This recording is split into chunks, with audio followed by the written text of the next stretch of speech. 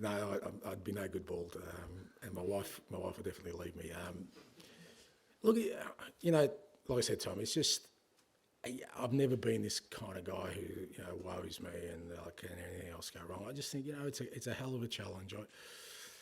I keep telling the guys in there, it's just going to make the story better, and more interesting at the end, wherever we end up. It's just part of, and I think these things do kind of go in cycles at times where you just feel like, oh my God, what else?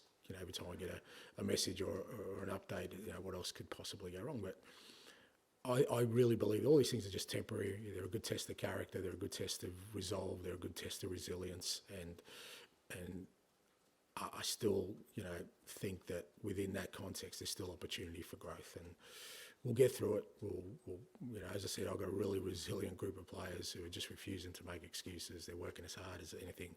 That's all you can ask for, and eventually we'll get over this. And who knows? I think they do go in cycles, mate. There's been times I've won things and I've thought, I don't know how that happened. The footballing gods were smiling on us, and I don't question it then because I think we deserve the success, and I don't question it now. It's just where we're at.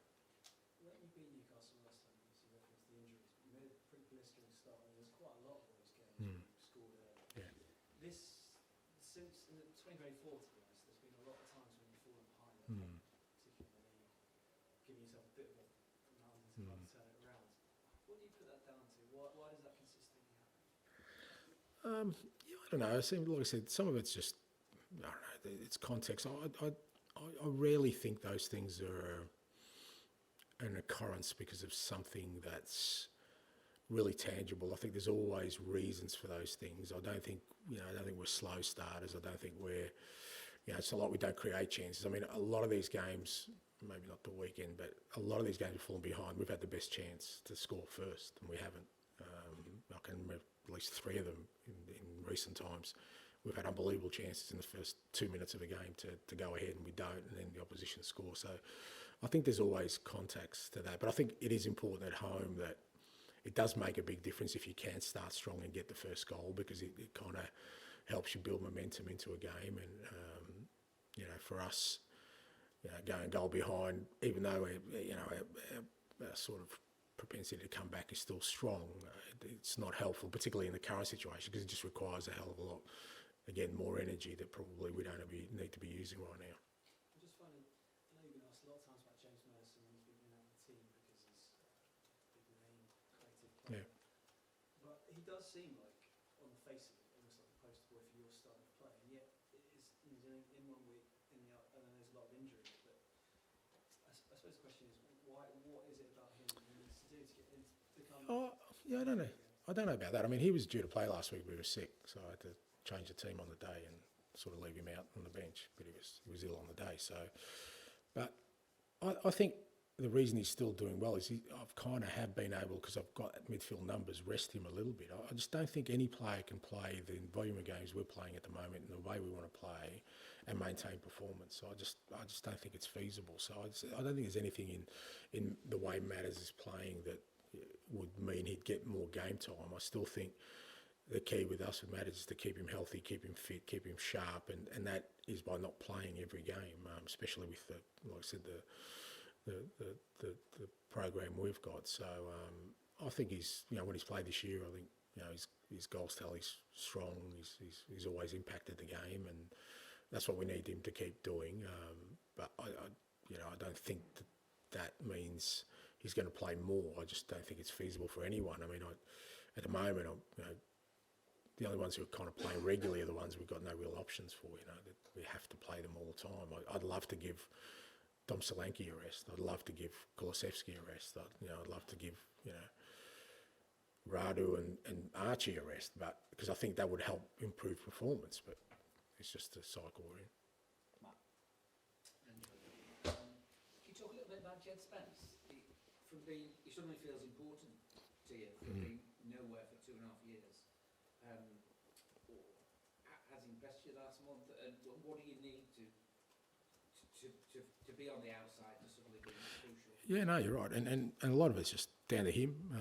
He's just really knuckled down. Has to be patient, but I think he's been really good for us. And as I was saying to Tom before, even in tough times, you get these little sort of spurts of opportunity for others that maybe wouldn't have happened for Jet. You know, the reality of it is, if we'd have everyone healthy, he wouldn't get the opportunity, and in January we'd be looking at a different scenario for him. But right now, he's performed really well. You know, I was really disappointed he got sent off against Forest, because I think he could have helped us last week. And he's very important for us now. Destiny going down, especially. Not because he's just a player available, but he's actually, in the games he's played really well. He's made an impact, and maybe he senses that opportunity as well, and the opportunity now to sort of not just now sort of become part of Tottenham on a permanent basis in terms of in his own mind, where he feels settled, but now pushing to be a starting player. And I think he has the capacity to do that. Do you think there was something missing? Was there something he was doing wrong? No, I don't think it was anything missing. I think, there's obviously, there was probably a reason he hadn't settled, whether it was here or anywhere else. But, I think I mentioned the start of pre-season, there was an opportunity for him here. We were going to give him that opportunity. We weren't necessarily getting him out alone. The rest was up to him. And a lot of that is just how you deal with, how he dealt with the fact that, he had to train every day really hard without a lot of prospect of playing, and I think he impressed everyone with his attitude towards that. Maybe in the past he was maybe a little bit impatient, or maybe his attitude wasn't great in terms of, he wasn't playing, or he wasn't feeling like he was a regular. But this year he's had to bide his time, and he's done that in the best possible way, waited for his opportunity, and then now when he's got it, I think he's grown. Look, some of it's just maturity too, he's not a young boy anymore, and he probably feels like, well, if I'm going to have a Tottenham career, now's the time to kind of grab that, and I think he has done that. Just back to what you said to Tom about Maddison, you said he was not well enough to start, but he went to the darts that evening. Were you kind of fine for him to be there, given he wasn't able to start the game? Well, he wasn't doing the darts. He was kind of, no, I've got no problem with that. I've got no problem with the players having lives. It's a lot different trying to play a game of football and, living a life. I don't see any problem with that, and I don't think it sort of hurt him. He just, like I said, he wasn't 100%, and it was a game where we needed somebody to be 100%. He was still well enough to play, so it wasn't like he was bedridden. If he was bedridden and didn't turn up to the game and then went to the darts, then there may be an issue there, but I have no issue with that. Tom? And I know hindsight's a wonderful thing. Would you look back now at the summer and think that the deals that were done there were maybe a bit light? No, because again, like I said, hindsight's an easy thing, but I still feel the players we brought in. I mean, no one will tell me that Dom Solanke or Archie Gray or Lucas Bergvall, but obviously Wilson, we've hardly seen him, are not good acquisitions for us. I just in the world of hindsight, everything looks so much easier and simpler and clearer, but that's not the world I live in. I live in the real world, and I think the business we did was good, and I think medium and long term will be fantastic for this football club. I've got no doubt about that. We've got some great players in. We tried to do some other deals that didn't happen, but that's because they weren't the right ones for us, or we just couldn't make them happen. But I didn't expect to have this kind of attrition in terms of the playing ranks. I think even if, say, two out of all our defenders, whether it was Vic and one central defender, were fit through this period, I'm sure we wouldn't be in the spot we're in. But do you understand, say that maybe some of those shortages were foreseeable? I mean, for example, in goal, Van der Ven, left centre back, had a history of injuries. That maybe some of the... Yeah, but okay, so Van der Ven, we've got Rado Dragerson, we've got Ben Davies. How many centre backs do we need to have? 7? Like, that's the real world. So unless you're saying that those players aren't good enough and they needed to move on, to bring in a 5th centre back who, if everyone was healthy, wouldn't play at all, we had enough cover, but we didn't expect to lose all our centre backs in one go. And any club, so you name me a club that if they lost their 2 starting centre backs plus their backup centre back would be flying right now, or would have another centre back to walk in to do exactly the same job, I'll be very surprised. Goalkeeping is always a tricky one because, again, you want to bring in the right kind of goalkeeper. It's not just about numbers, but like I said, in hindsight, everything looks clear and everyone wants somebody to blame. Everyone wants somebody to be at fault. And sometimes it's just the way things happen and you deal with what you have in front of you. So the perfect plan does not exist, but I understand the need for people to think that that's the way it should be, that I should have, or not me, because it's not about me, this football club should have every base covered so that every possibility that happens throughout the year you have a solution for. Well, that's not the reality. How many players are affected by the movements? Just a few. We'll see.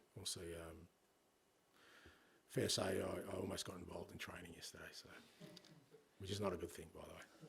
Would it be a sort of last minute check? Kind of? Yeah. We'll give them. I mean, it's illness, so you kind of you almost work hour by hour. So hopefully, I'm hoping it's not too bad. I'm hoping that, but obviously disrupted our training week. But I'm hoping that we'll be okay. How many missing from training? Sorry. A few, mate. A few. Can you give us a name? Nah. No. Is Matt's feeling all right? He's better. He's trained. Yeah, he was still sort of. It was good to give him a sort of couple of days away from training and everything. But he was better. He trained anyway. Yeah. Alan, we'll finish with you, please. You've touched on January being a difficult one in terms of transfers. Are you waiting for another club to make that first move to kind of create a domino effect? Is that how you typically do it? No. I don't think it's like to get a deal done, you need multiple parties to come to agreement. And there's so many moving parts to that. It's not just a matter of saying, well, this is the player I want, let's go get him. You got to think about the player. You got to think about their representatives. You got to think about the other club. Then that club thinks about replacing that player, and they got to deal with another club. And they got to. So there's multiple moving parts. So again, it's not an easy process. It's not like I said. So, but all you can do is, like I said, work as hard as you can to try and help the situation. That's what the club's doing. Like I said, I can tell you the club is working as hard as it possibly can to try and get some help for the playing group, but not all of it is in our power. Okay, thank you. Thank you. Thank you.